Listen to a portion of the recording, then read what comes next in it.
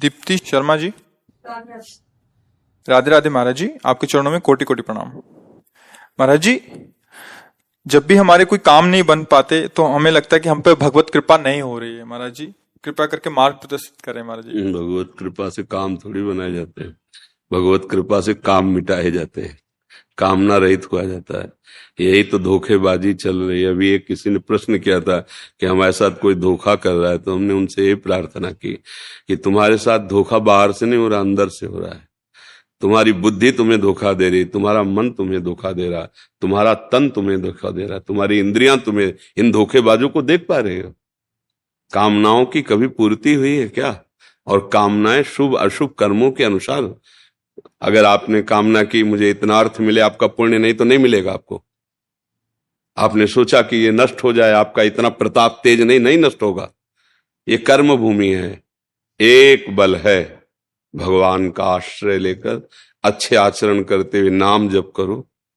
अब वो बचाएंगे आपको दुखों से, और वो योगक्षेमम बहाम्यहम, वो आपके योगक्षेम का, आपके कर्म में इतनी ताकत नहीं रह गई है। शुभ अशुभ कर्म करते करते करते करते अंतःकरण इतना मलिन हो गया है, बस अध्यात्म को समझे बिना ये सब प्रश्न उत्तर बेकार की बातें, समय नष्ट करना। आचरणों को अपने देखो। तुम्हें भगवान ने अवसर दिया, मनुष्य शरीर देकर भगवान ने तुम्हें आदेश किया, तस्मात् शास्त्रम प्रमाणम ते कार्याकार्यो व्यवस्थितो। क्या कार्य है और क्या कार्य है, क्या विधि है क्या निषेध है, क्या करना चाहिए क्या नहीं करना चाहिए, क्या धर्म है क्या अधर्म है। ये मनुष्य शरीर से हो सकता है, पशुओं में नहीं लागू होता। आप धर्म पूर्वक चलिए, पूर्वकृत प्रारब्ध को भगवान का बल लेकर सहिए, और जैसी स्थिति में भगवान रख रहे हैं वैसी स्थिति में भजन कीजिए। आगे का बहुत बढ़िया हिसाब हो जाएगा। पिछली फसल बहुत बुरी है, भोगना पड़ेगा, चाहे महात्मा हो चाहे गृहस्थ हो, भोगना पड़ेगा। अवश्य में भोक्तव्यम। अखंड बाल ब्रह्मचारी, सत्यवादी, धर्मनिष्ठ भीष्म पितामह 6 महीना बाणों की सैया पे। हम तुम क्या है? ये कर्म बख्शता नहीं किसी को, इसलिए तो चिल्ला चिल्ला कहते होश में रहो, होश में रहो। कामनाओं की पूर्ति, क्या तुम्हारी कामना होगी? यही कामना होगी। शब्द स्पर्श रूप रस गंध, प्रकृति के 5 हैं, यही विविध रूपों में फैलकर जीवों को बांधे हुए हैं। तुम जो बात की कामना कर रहे हो वो किसी को प्राप्त है, वो और कामना कर रहा है।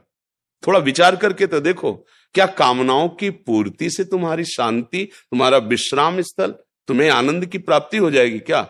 हम सोचते हैं कि 1 लाख मिल जाए तो हमारा काम बन जाएगा, और किसी के पास 100 लाख है लेकिन उसका काम नहीं बना, वो और कामना कर रहा है। किसी के पास 100 करोड़ है, वो उसमें तृप्त नहीं है, वो और। ये क्या चल रहा है माया का लीला?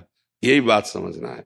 जथा लाभ संतोष सदा, काहू सो कछु न चो। मेरे कर्म के अनुसार मुझे जैसा रखा जाए, पर अब मैं चूकूंगा नहीं, अधर्म आचरण नहीं करूंगा, और भगवान का नाम जप करूंगा। जैसी परिस्थिति होगी उसको सहूंगा। हे प्यारे, अब अपना विस्मरण मत कराना।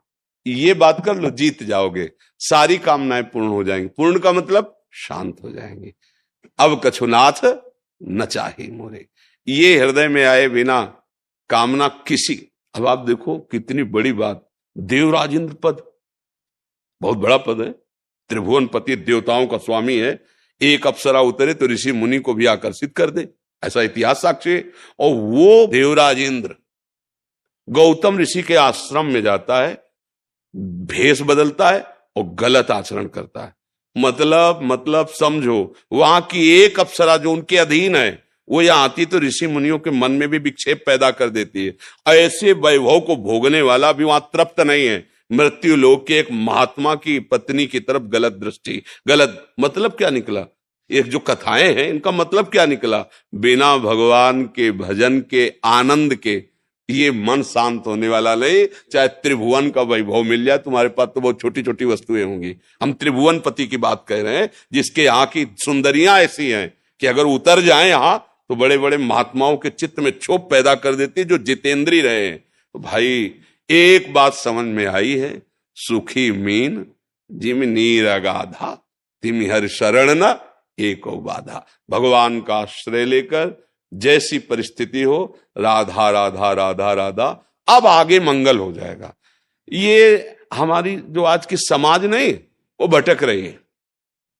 बिल्कुल ब्रह्म ने ना लिख लेना, तुम्हारा पुण्य का संयोग जुड़ जाए तो तुम्हारा काम बन जाएगा। तो तुम्हें लगेगा कि बाबा जी ने काम बना दिया, वो जादूगर ने काम बना, कोई नहीं, तुम्हारा पुण्य। और जिस दिन तुम्हारा पाप कर्म वर्तमान का और पीछे जुड़ेगा ना, किसी की ताकत नहीं कि रोक ले। दशरथ जी बाण शब्द वेदी मारा श्रवण कुमार के, तो जैसे पुत्र वियोग में वो मरे, ऐसे महाराज हा राम कह के राम जी को याद करते हुए अपने प्राण त्याग दिए, और उन्हीं राम जी की गोद में जटायु प्राण त्याग रहा है। भगवान का सानिध्य उस समय प्रगट में दशरथ जी के पास नहीं हुआ, लेकिन जटायु को भगवान गोद में रख। बात समझो, क्या कर्म बना। सिया जी के लिए उसने अपने प्राणों की बाजी लगा दी, तो भगवान की गोद में शरीर। चूक हो गई, श्रवण कुमार के बाण लग गया, तो महाराज को तड़प तड़प के वैसे वियोग में तुम भजन कितना करोगे। वो भगवान के बाप बनने का सौभाग्य, बाप जी बने नहीं, दशरथ जी भगवान राम के पिताजी बने नहीं।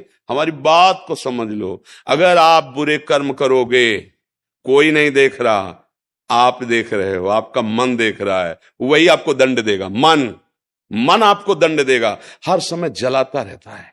जैसे गलती हो गई ना, हर समय जलता रहता है, फिर वही गलती करवाता है, फिर जलता रहता है। फिर जब बार बार ऐसा होता है, तब वो सलाह देने लगता है, इससे अच्छा मर जाओ। देखो कहां पहुंचा दिया, महान पाप आत्महत्या करने के लिए प्रेरित कर दिया। हमारी बात को समझ जाओ, इस दुष्ट धोखेबाज मन पर नजर रखो, और नजर रखने की ताकत सत्संग और भजन से मिलती है।